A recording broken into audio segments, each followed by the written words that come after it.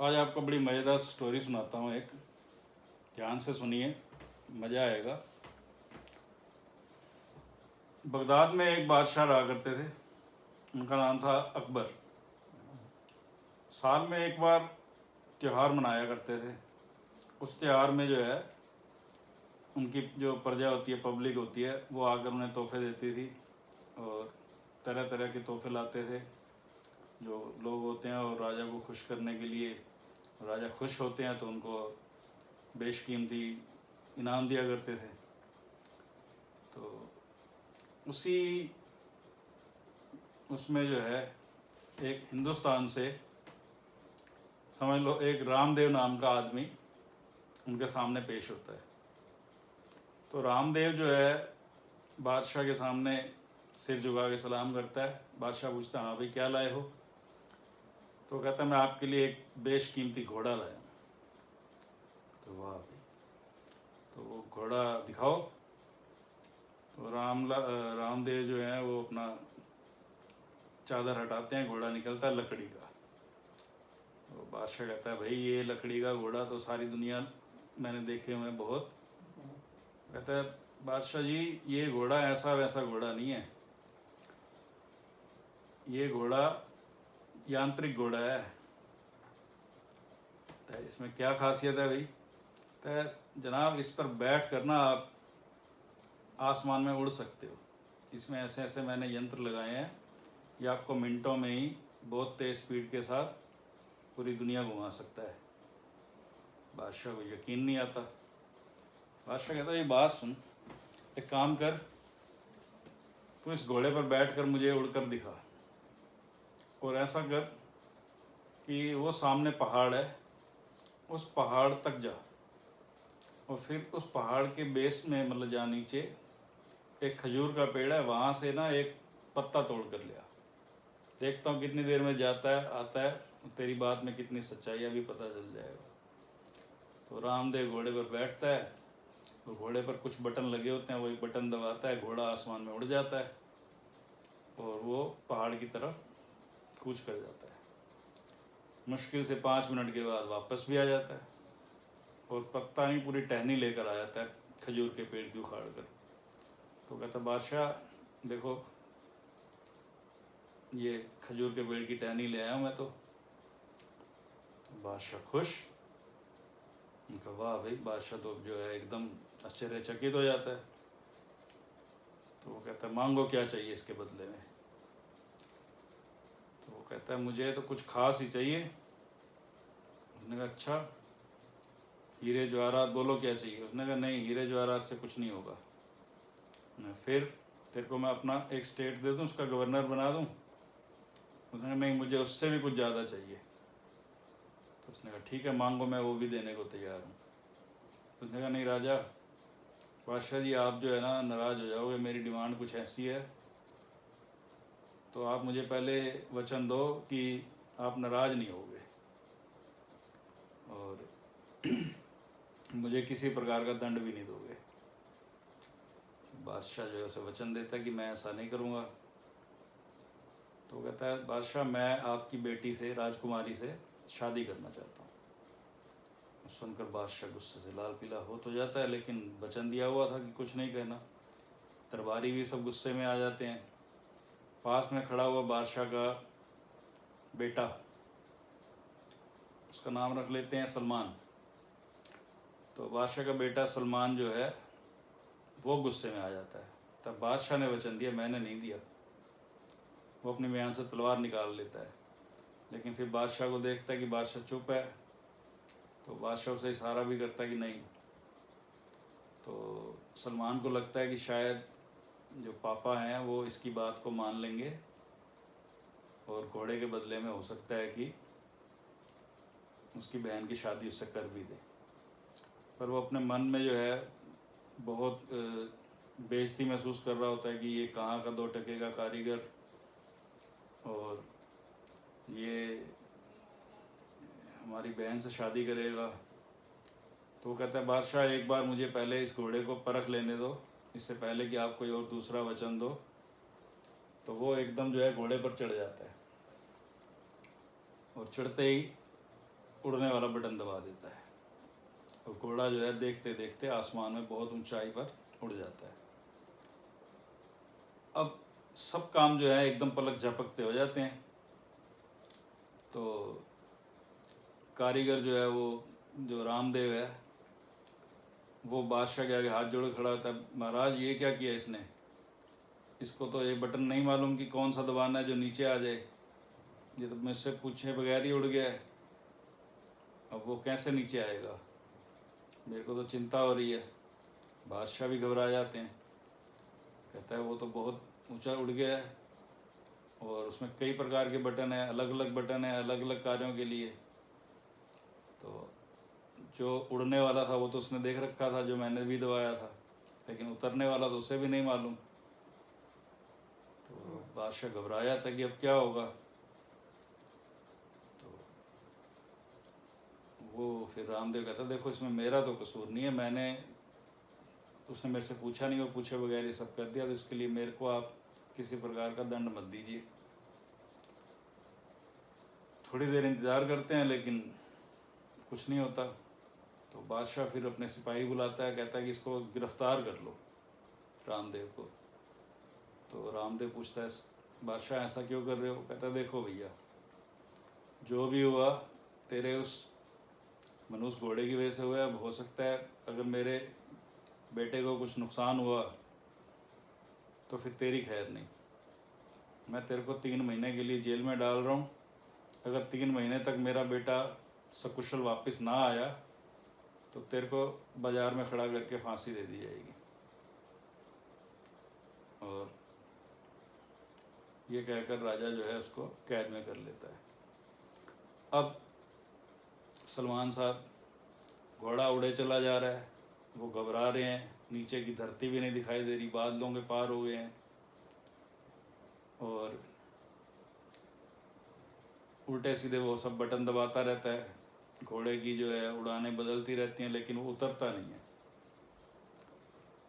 काफ़ी समय बाद जब घोड़ा बहुत दूर जा चुका होता है तो उसको एक बटन फिर वो ऐसा दबाता है जिससे कि घोड़ा नीचे उतर आता है। लेकिन इसे सलमान की जो है दुर्भाग्य कहें कि वो जब नीचे उतरता है तो उस वक्त धरती पर आधी रात हो चुकी होती है। घनघोर रात में वो नीचे उतरता है, अंधेरा घुप होता है। जब वो उतरता है तो वो किसी महल की छत पर उतरता है। तो वो देखता है कि ये कोई महल है, संगमरमर की छत है, संगमरमर की दीवारें हैं। वो फिर घोड़े से उतर कर जो है इधर उधर टटोलता है तो उसे पता लगता है नीचे जाने का रास्ता है, सीढ़ियाँ उतर रही हैं। तो वो नीचे उतरता है, तो नीचे जाकर वो देखता है कि वो जो महल है उसमें सब औरतें ही हैं, यानी कि पहरेदार भी औरतें हैं, जो औरतें हैं वो सो रही हैं और कुछ पहरा दे रही हैं। तो वो चोरी छुपे जो है नीचे उतर कर इधर उधर घूमता है और उसको एक कमरा दिखाई देता है जिसमें से एकदम बहुत बढ़िया चक्कास खुशबू आ रही होती है मोमबत्तियों की। उस कमरे में जाता है तो देखता है कि एक बहुत सुंदर राजकुमारी बिस्तरे पे सोई हुई है। वो मंत्रमुग्ध हो जाता है और वहीं बैठ जाता है और मन ही मन सोचने लग जाता है मैं तो भाई इसी से शादी करूँगा। वो उसके प्रेम में पड़ जाता है। थोड़ी देर में राजकुमारी की नींद खुलती है, वो एकदम घबरा के उठ जाती है, कहती तुम कौन हो। तो वो अपना सारा किस्सा उसको सुनाता है कि मैं जो हूँ इराक़ के बादशाह का बगदाद के बादशाह का बेटा हूँ और इस तरह घोड़े पर रामदेव के घोड़े पर मैं यहाँ आ गया हूँ। तो वो फिर राजकुमारी बताती है कि यह जो है बंगाल देश है और मैं बंगाल की राजा की जो है राजकुमारी हूँ। और देखो सलमान भी स्मार्ट था तो राजकुमारी को भी वो पसंद आ जाता है। अब उन दोनों में जो है इश्क हो जाता है। अब वो धीरे धीरे वहीं कुछ दिन रहता है और दोनों जो है आपस में अपना घूमते फिरते हैं। तो वो फिर कहती है कि अगर तूने मुझसे शादी करनी है तो मेरे जो पिताजी हैं, जो मेरे राजा जी जो बादशाह हैं, उनके पास जाओ, उनसे मेरा हाथ मांगो अब सलमान को थोड़ा डर लगता है कि कहीं इसके पापा जो हैं मेरे से नाराज़ ही ना हो जाएं। वो कहता है नहीं, इससे पहले ना मुझे अपने माता पिता से, मतलब अपने जो है शहर जाना होगा बगदाद, और वहाँ से मैं अपने माँ बाप से परमिशन लेकर आऊँगा, फिर मैं तुझसे शादी करूँगा। लेकिन राजकुमारी जो होती है उसका भी नाम रख लेते हैं, कैटरीना कैफ, नहीं कैटरीना कैफ नहीं। तो राजकुमारी जो होती है वो कैटरीना जो होती है वो कहती है नहीं, तुम यहाँ आए, घोड़े का बटन दबाना भूल गए, उतर गए, वहाँ जाओ फिर कोई बटन भूल गए तो तुम मुड़कर वापस ही नहीं आओगे, तो फिर मेरा क्या होगा। तो वो कहता फिर ऐसे करते हैं, तू मेरे साथ चल, तो हम किसी को बताएंगे नहीं, हम चुपचाप वापस जाएंगे, अपने माँ बाप से जो है उसकी इजाज़त लेंगे, और फिर यहाँ वापस आकर तुम्हारे पापा से इजाज़त लेंगे और फिर शादी कर लेंगे। तो वो तैयार हो जाती है। अब कैटरीना और सलमान जो है वो दोनों घोड़े पर बैठते हैं, और बटन दबाता है, बटन से वो उड़कर जो है वापस इराक बगदाद में आ जाता है। बगदाद आता है तो वो अपने जो राजमहल से जो है थोड़ी दूर कुछ पास के शहर में उतरता है। वहाँ पर उसको राजकुमारी को जो है ठहराता है, कहता है तुम यहाँ रुको, पहले मैं अपने माँ बाप से मिलता हूँ, क्योंकि मेरे को बहुत दिन हो गए उनसे बिछड़े हुए, कहीं उनकी हालत कैसी है पहले मैं सब जाकर पता लगा लूँ, फिर आकर तेरे को उनसे इंट्रोडक्शन कराऊँगा और फिर शादी कर लेंगे। तो राजकुमारी कहती ठीक है। वहाँ भी महल होता है, उसको महल में ठहरा देता है और घोड़े को वहीं पर बाग में खड़ा कर देता है, और ख़ुद जो है दूसरा साधारण घोड़ा लेकर बगदाद की तरफ चल पड़ता है। और रास्ते में प्रजा भी उसको देखती है, जो पब्लिक होती है, भाई राजकुमार जिंदा वापस आ गया है, वो भी खुश होती है, दुआएं देती है। आखिर वो अपने बगदाद शहर पहुंचता है, राजमहल पहुंचता है। बादशाह जो है अकबर उसको देखकर बड़ा खुश होता है, गले लगा लेता है, और फिर उससे सारा हालचाल पूछता है। तो वो उसको, बादशाह को अपना सारा जो है किस्सा सुनाता है, और उस राजकुमारी के बारे में भी बताता है, और यह भी बताता है कि वो उसको यहाँ ले आया और पास के शहर में जो है रखा हुआ है महल के अंदर। तो बादशाह कहता है चलो ठीक है, तुम उससे शादी करना चाहते हो, कोई बुराई नहीं है, राजकुमारी है, अच्छे वंश की है, और लेकिन इससे पहले हम रामदेव का भी तो कुछ कर दें। तो वो रामदेव को निकाल कर बाहर लाते हैं, और रामदेव को बादशाह कहता है भाई देख, अब तू वहाँ उस शहर में जा, वहाँ पर तेरा घोड़ा खड़ा है, अपना मनुष्य घोड़ा उठा और दफा हो जाए यहाँ से, वापस शक्ल मत दिखाइयो। तो वो ठीक है। अब वो वहाँ से आता है उस शहर में, तो रास्ते में उसे भी कहानियाँ पता चल जाती हैं कि जो सलमान है उसको एक लड़की पसंद आई है और वो वहाँ है। और वो अब उनसे जो है मन ही मन बदला लेने के लिए क्या करता है कि वो राजकुमारी के महल में पहुँचता है। वहाँ जाके राजकुमारी को बोलता है, कैटरीना को, कि मुझे जो अकबर ने भेजा है तुझको लाने के लिए, और सलमान वहाँ तैयार हो रहा है, और तुम मेरे साथ चल, मैं बगदाद ले जाऊँगा और वहाँ तुम्हारी दोनों की शादी हो जाएगी। अब कैटरीना तो उसको जानती नहीं थी, वो उसके साथ बैठ जाती है घोड़े पर, और वो घोड़ा हवा में उड़ाता है और भगा ले जाता है। अच्छा, भगा नहीं, उड़ा ले जाता है।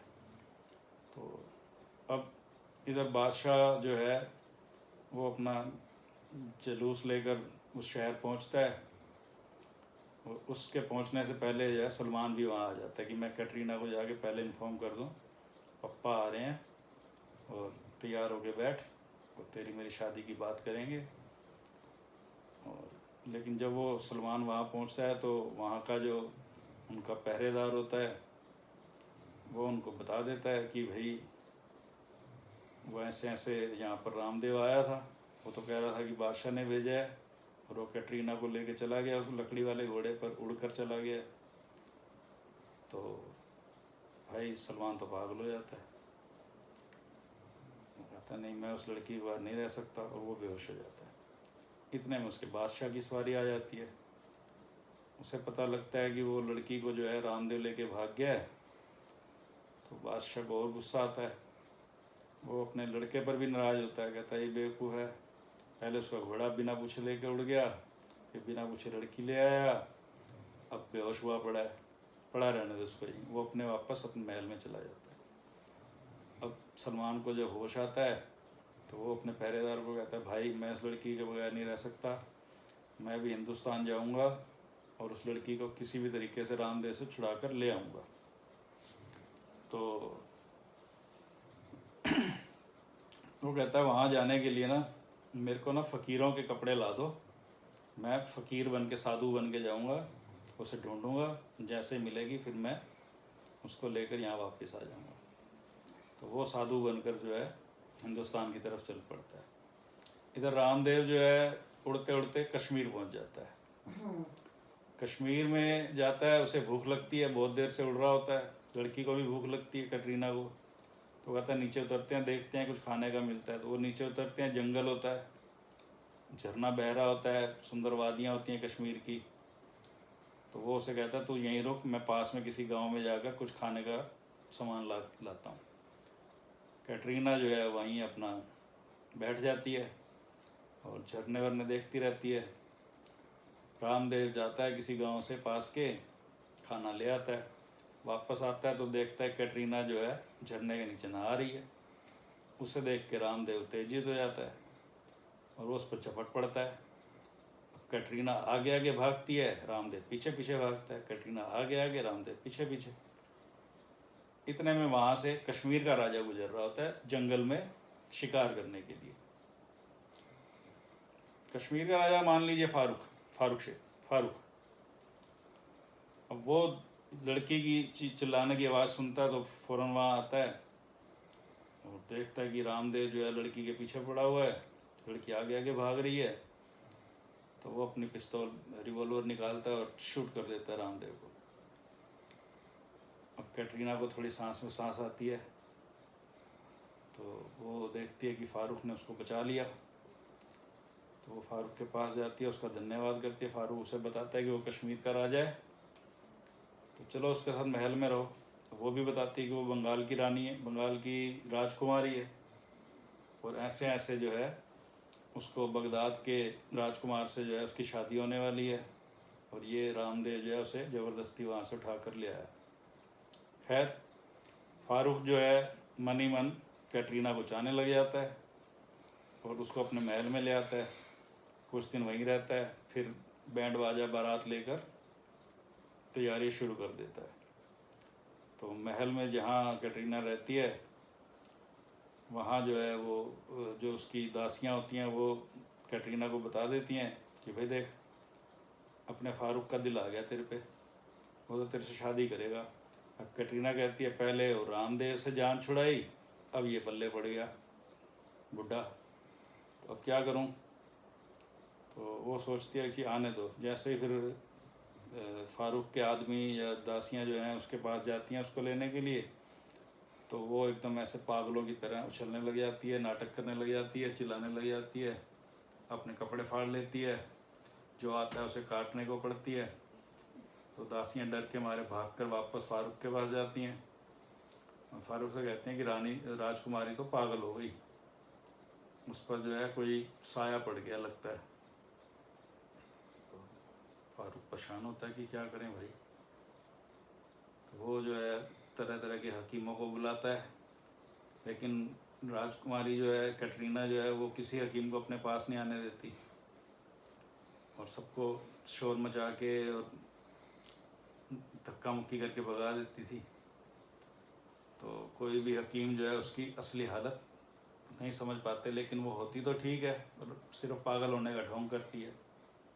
तो हकीम आके बादशाह को फ़ारूक को कहते हैं कि बादशाह जी ये लड़की जो है इसके ऊपर हो ना हो रामदेव का भूत चढ़ गया है।